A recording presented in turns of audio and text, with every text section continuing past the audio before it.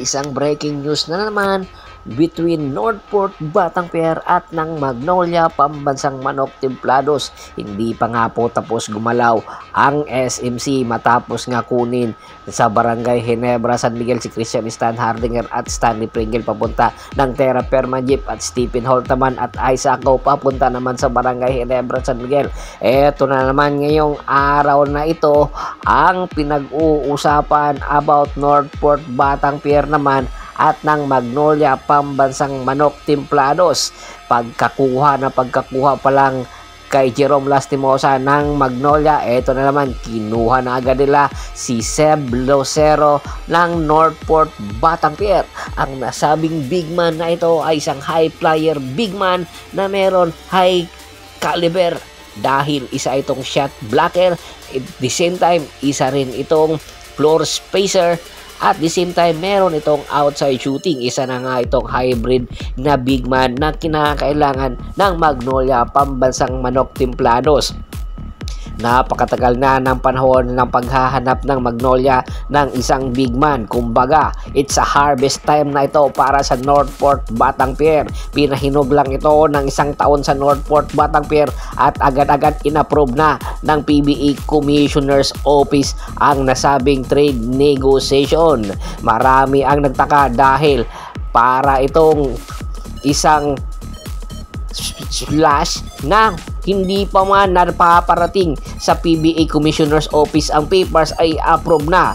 Pagkatapos nga pagkuha ng Magnolia kay Seb Lucero ay pinatawan na nga nila itong kanilang guard na si Gio Halalon. Alam natin, napakatagal natin ito pinag-uusapan na itong si Gio Halalon ay hindi nga ito magtatagal sa Magnolia dahil nga meron itong kasalanan. Noong nakaraan season pa nga lang, ay noong nakaraan konferensya, hindi na nga ito pinaglaro pa sa knockout game ng Magnolia. Kaya naman, isasama rin daw sa package itong si Abu Trater. Si Abu Trater, limited minutes na lang ang kanyang nilalaro sa Magnolia Pambansang Manok Templados simula ng kunin nito sa Converge Fiber Xers. Napakalaki pa naman ang potensyal ng nasabing big man na ito pero hindi ito bagay sa sistema na ipinapatakbo ni Coach Chito Victorero para bumaba ang kanyang kalidad.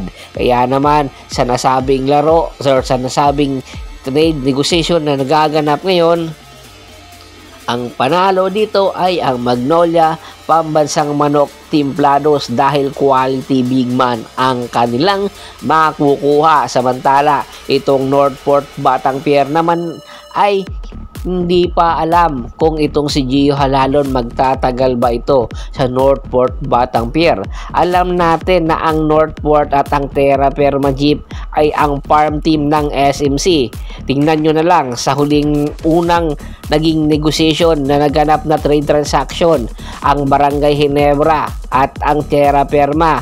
Doon kumuha ng player ang Barangay Ginebra. Ngayon naman sa pangalawang blockbuster trade na naganap sa Northport naman, kumuha ng player ang Magnolia. Kaya aabangan nyo ang ikatlong galawan na gagawin ng SMC. Ang San Miguel Berme na naman ang gagalaw. Tiyak isa na naman itong pasabog. Dalawa sa posible niyang kunan ng player na kupunan ay ang Terra Firma Jeep at ang Northport Batanguer, at malaki ang tsansa na baka itong si Arvin Tolentino na ang isusunod na kukunin. Samantala, ang Barangay Ginebra hindi rin nagpahuli dahil ang big man ng Northport Batanguer na si Ben Adamos ay kinuha rin ng Barangay Ginebra San Miguel para magdagdag sa kanilang lineup para sa big man rotation.